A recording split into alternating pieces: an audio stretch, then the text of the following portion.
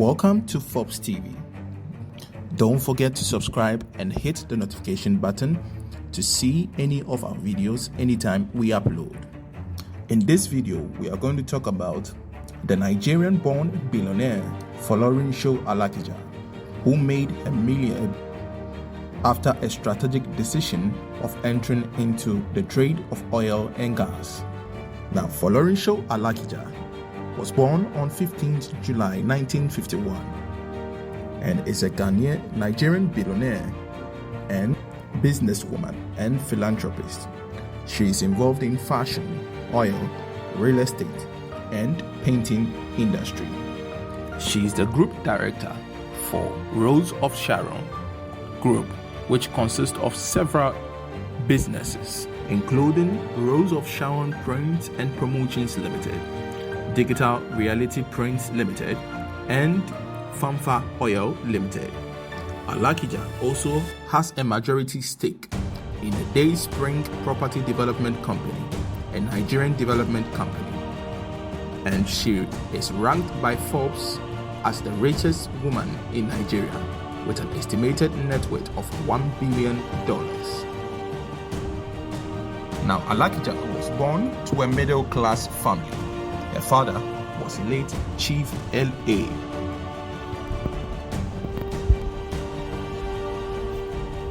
She had attended her nursery education at Ladies of Apostles, Lagos, Nigeria from 1955 to 1958.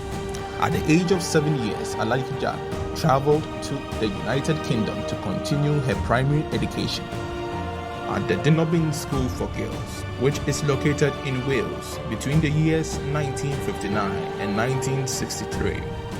On the completion of her primary education, Alakija attended a Muslim high school in Sangamu, Ogun State, Nigeria. She then returned to England for her secretarial studies at the Pitman Central College, London. Alakija continued her secretarial studies and then went to American College, London, and the Central School of Fashion for a degree in fashion designing.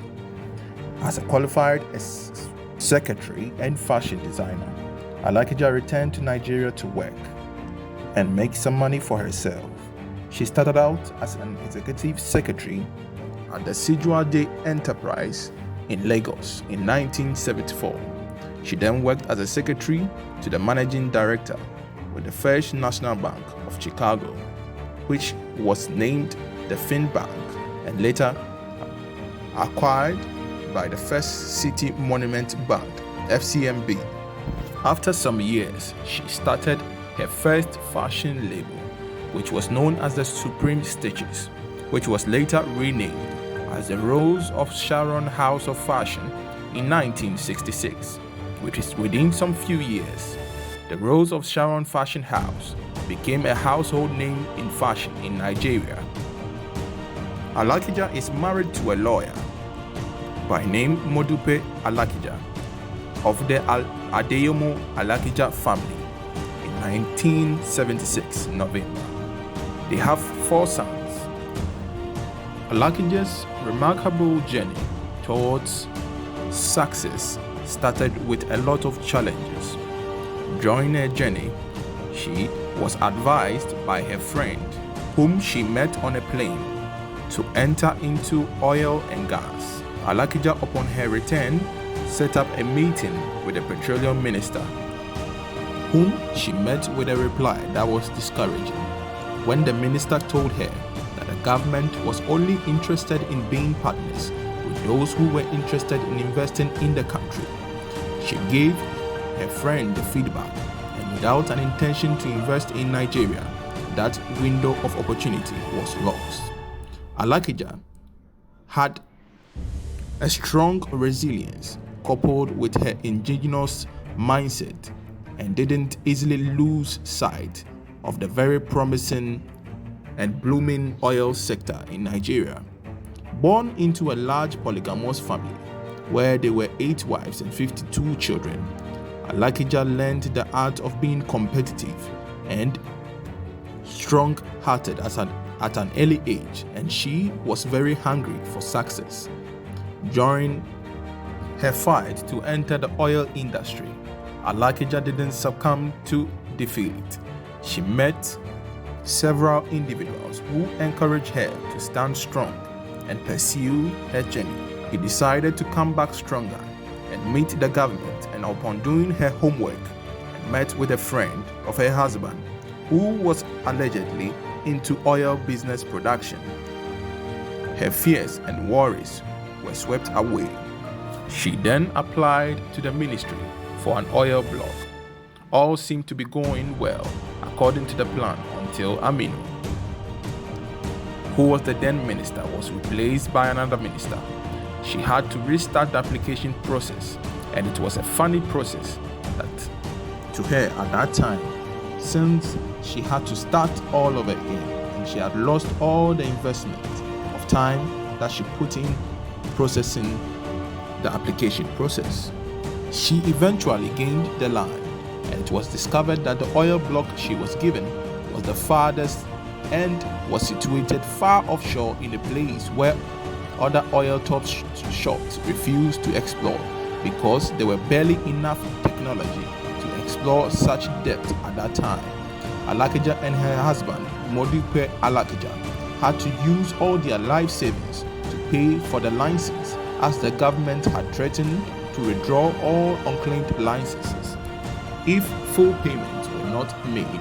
The initial partners she had secured all their life savings to partner with left her thinking the oil blocks was of little or no value, but she was patient and calm in her resolve, and it eventually paid off. However, it turned out that the oil block which she was given was the one with the most oil deposits in Nigeria. Initially, the agreement was that she was to hold 60% of Famfa Oil's worth, while the government held on the remaining 40%. However, the government claimed that holding such a stake would make her and her family earn about $10 million a day, and the government reduced her stake to partly 10%, and she immediately sued the government. The legal battle lasted for over 12 years, and the whole world believed it was a sheer stupidity to sue the government and win the state in such a suit. But Folorunsho Alakija and her husband weren't deterred and paid off when the court mandated that the government return their stake to their initial 60%. This is how she was able to reclaim what was rightfully hers. The license was to explore a 617,000 acre block, now referred to as OPL 216.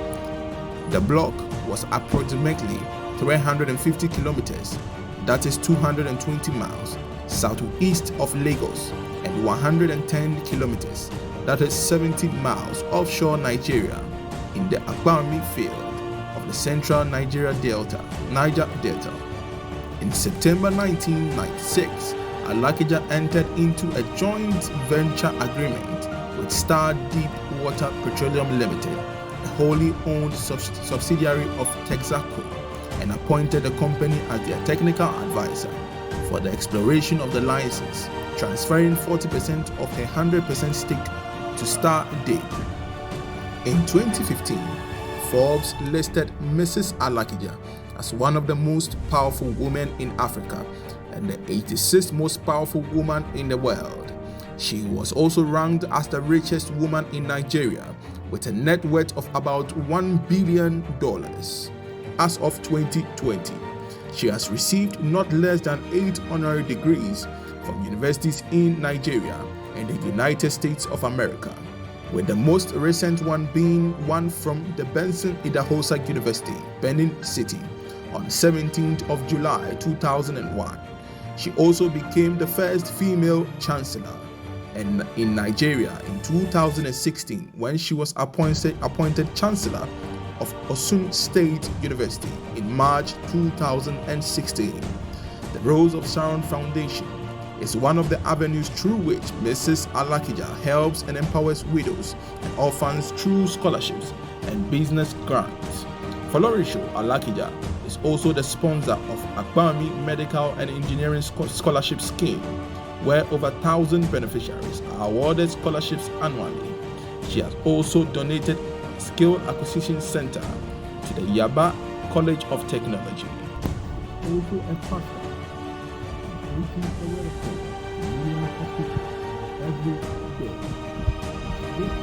Story of Folorunsho Alakija, the Nigerian businesswoman who has proven beyond all doubt that the African can change his mindset and fight to become what God has endowed her to be. Thank you for watching, and please don't forget to subscribe to this channel and hit the notification bell to see any of our content.